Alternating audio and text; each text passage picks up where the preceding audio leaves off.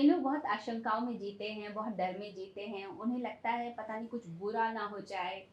ये आशंकाएँ जो होती हैं, ये जो डर होता है, इसका मतलब है कि हम बहुत ज़्यादा नेगेटिव थॉट्स में जीवन जी रहे हैं। ज़िंदगी में सुख और दुःख तो आते रहते हैं, लेकिन उन सब विपत्तियों और संकटों के पार अपनी हिम्मत से जाया जाता है। तो अपने अंदर वो हिम्मत की शक्ति जगाइए और इतना भरोसा रखिए कि परमात्मा कुछ बुरा होने नहीं देगा।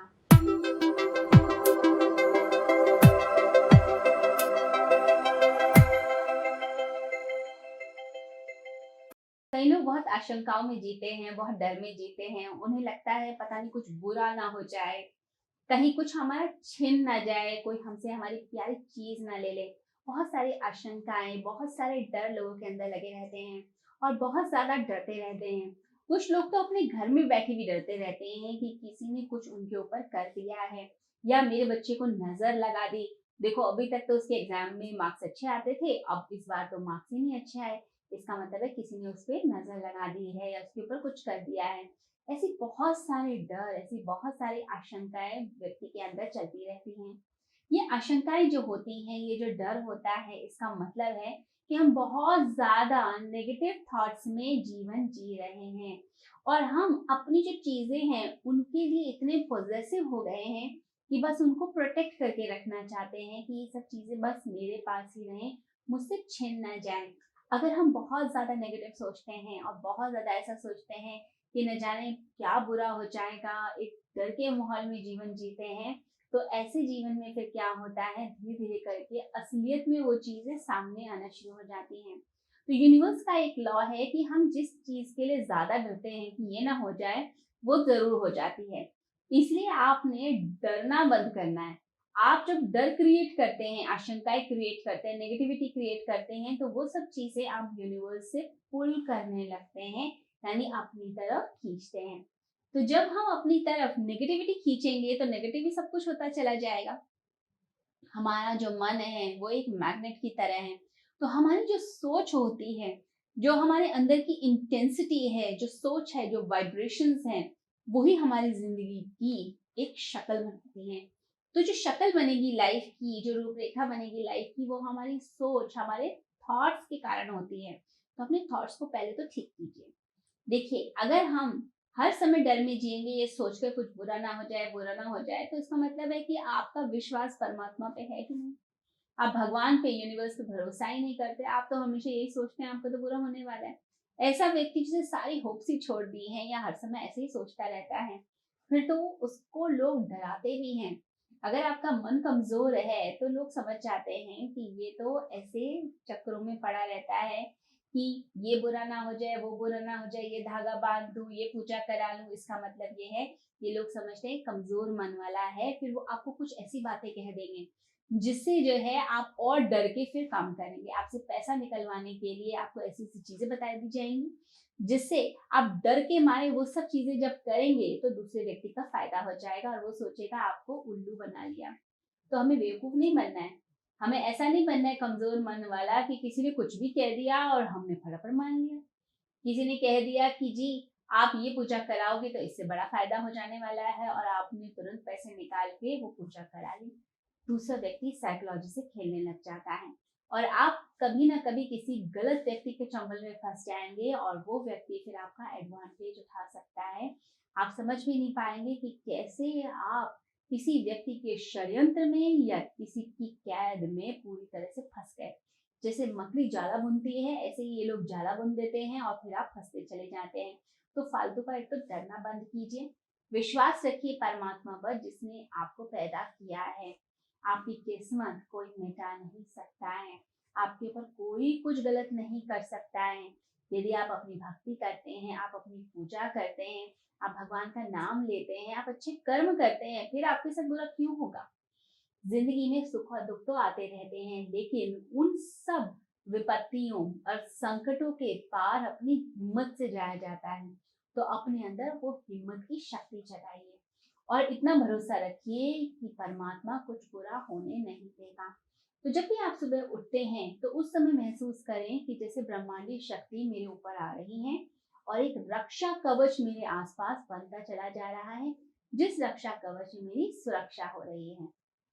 तो हर समय परमात्मा की सुरक्षा के घेरे में रहिए, ये सोचते हुए कि जैसे एक छोटा सा बच्चा अपनी माँ की गोद में सुरक्षित महसूस करता है, ऐसे ही मैं भी परमात्मा की गोद में बहुत सुरक्षित हूँ। परमात्मा मेरी रक्षा कर रहे हैं। तो जब आप बैठे किसी से बात कर रहे हो या कभी आपको कोई नेगेटिविटी किसी की फील हो, तो उस समय ये आपने अंदर से महसूस करना है कि डिवाइन एनर्जी ऊपर से आपके ऊपर शरीर पर गिर रही है और आपके आसपास एक रक्षा कवच बन गया है। दूसरे व्यक्ति की नेगेटिविटी, नेगेटिव वाइब्रेशन का आपके ऊपर कोई असर नहीं हो रहा है। क्यों? क्योंकि परमात्मा आपकी रक्षा करता है। तो परमात्मा को संकट मोचक भी कहा गया है, यानी कि संकटों से रक्षा करने वाला। तो ऐसे रक्षा कवच को आप अपने आसपास बनाइए और रुद्राक्ष धारण कीजिए। रुद्राक्ष की जो शक्ति होती है, उससे भी आपके अंदर पॉजिटिविटी रहेगी और आपके डर कम होते हैं। और रात को सोने से पहले तो परमात्मा का नाम अवश्य लिया कीजिए। भगवान से कम 7 बार ये प्रार्थना करें कि हे परमात्मा, मेरे और मेरे परिवार की रक्षा करो, हमारे ऊपर कृपा करो। ऐसा 7 बार बोलकर सोइए और निश्चिंत होकर सोइए कि भगवान के चरणों में मैं सर रखकर सो रहा हूँ। अब मेरा कुछ बुरा नहीं हो सकता है, वो मेरे साथ हैं। जैसे हम देखते हैं कि जो बच्चे होते हैं, बच्चे कितने शरारती होते हैं, लेकिन अगर सड़क पार करनी हो तो कई बार डर जाते हैं, ट्रैफिक आ रहा होता है, उस समय पीछे अपनी माँ के पास भागते हैं, पिता के पास भागते हैं। तो माता और पिता क्या करते हैं?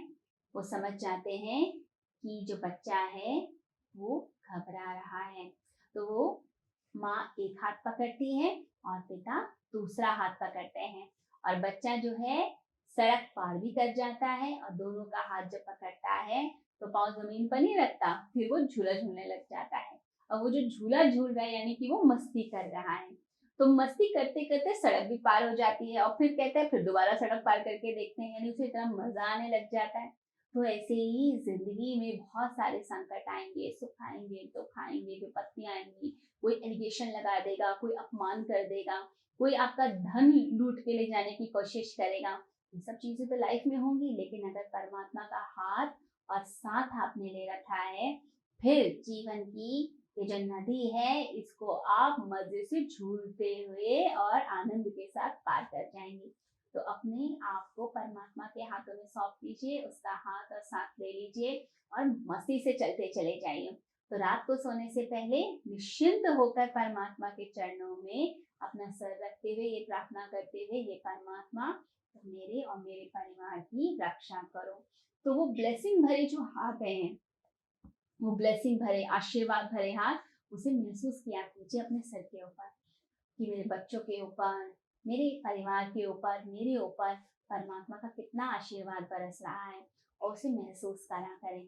तो चारों ओर जैसे वही आशीर्वाद बरसता चला जा रहा है, आपको बड़ी खुशी सी महसूस होगी। और रुद्राक्ष जो है वो प्योरिटी के साथ जरूर पहने, क्योंकि अगर गले में धारण करते हैं, हाथ में धारण करते हैं, तो वो भी आपकी रक्षा करता है, आपको पावर देता है, शक्ति देता है। और अपने सबकॉन्शियस माइंड को ऐसा तैयार कीजिए, जब आप भोजन बना रहे हैं, जब आप किसी से बात कर रहे हैं, बैक ऑफ द माइंड हमेशा ये रहे, भगवान तुम मेरे साथ हो।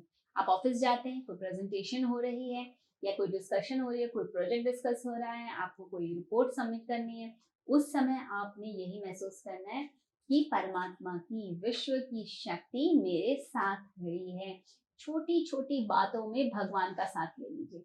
आप भोजन बनाते हुए भगवान का साथ ले लीजिए कि भगवान की शक्ति इस भोजन को अमृत बना रही है। आप घर में कुछ काम कर रहे हैं, पौधों को पानी दे रहे हैं, उस समय भी भगवान को साथ ले लीजिए कि परमात्मा की जो शक्ति है मेरे इन पौधों को दिव्य बना रही है, उनकी ग्रोथ हो रही है। तो हर चीज में परमात्मा का साथ ले लेना, तो आपको कभी अकेलापन नहीं लगेगा, आपको कभी डर नहीं लगेगा। लोगों को ये भी डर होता है मैं अकेले पता नहीं कैसे करूंगा। अगर आप सिंगल पेरेंट हैं तो लगता है कि आप कैसे बच्चों की परवरिश करेंगे, बच्चे कैसे बड़े होंगे, उनकी शादी कैसी होगी, बच्चे की नौकरी कैसे लगेगी, आपको अकेलापन लगता है। तो हर चीज में परमात्मा का साथ ले लेना, हर समय साथ लेना, और जब भी डर लगे भगवान को पुकारिए, भगवान का नाम लीजिए, अपने आप डर आपके निकलेंगे। और आपका जो नाभि केंद्र होता है, उस केंद्र को विकसित करने की आवश्यकता है, क्योंकि सारे डर फिर वहीं से बाहर निकलने लग जाते हैं। यानी हमारा जो जीवन का सोर्स है वो नाभि कहा जाता है। तो नाभि का जो केंद्र है, मणिपुर चक्र है, जिन लोगों का वो कमजोर होता है उन्हें डर थोड़ा ज्यादा लगता है। तो नाभि केंद्र को विकसित करने के लिए एक तो अपने आहार को ठीक कीजिए। जो खाना एसिडिक हो, जिसके कारण एसिडिटी बनती हो, तो उन खानों को छोड़ दीजिए। वो भोजन लिया ही मत कीजिए, वो आपकी खुशी समाप्त करेगा, डर पैदा करेगा। दूसरी चीज, अपनी एक्सरसाइज पर ध्यान दीजिए। जब आप थोड़ा सा एफर्ट करेंगे, थोड़ा सा श्रम करेंगे, जिसे बोला जाता है सम्यक श्रम, तो ऐसी श्रम, ऐसी मेहनत जो आपके अंदर खुशी पैदा करे, जिससे मजा आए। एक्सरसाइज का मतलब सिर्फ सजा नहीं होती, जिस चीज से मजा आए उसे एक्सरसाइज कहा जाता है। अब लोग कहते हैं हम तो सुबह से शाम तक घर की सफाई करते हैं, झाड़ू लगाते हैं, पोछा लगाते हैं, ये भी तो एक्सरसाइज हो गई। ये एक्सरसाइज नहीं है, ये फटीग है, यानी अपने आप को थका देना है। इसे एक्सरसाइज नहीं कहते। जब आप शाम को शूज पहन के, कपड़े चेंज करके वॉक करने जाते हैं, बैडमिंटन खेलते हैं, वो एक्सरसाइज है, जिसमें आपको मजा आता है। आप आसपास के लोगों को भी देखते हैं तो उस समय मजा आता है। वो चीज आपके अंदर के डर को कम करेगी, आपके पेन को, सफरिंग को खत्म करेगी, खुशी देगी आपको। तो ये सब चीजों पर अगर थोड़ा सा भी आप प्रयोग करते हैं, तो आप खुद देखेंगे कि आपके डर, आशंकाएं और पीड़ाएं अपने आप समाप्त हो जाएंगी।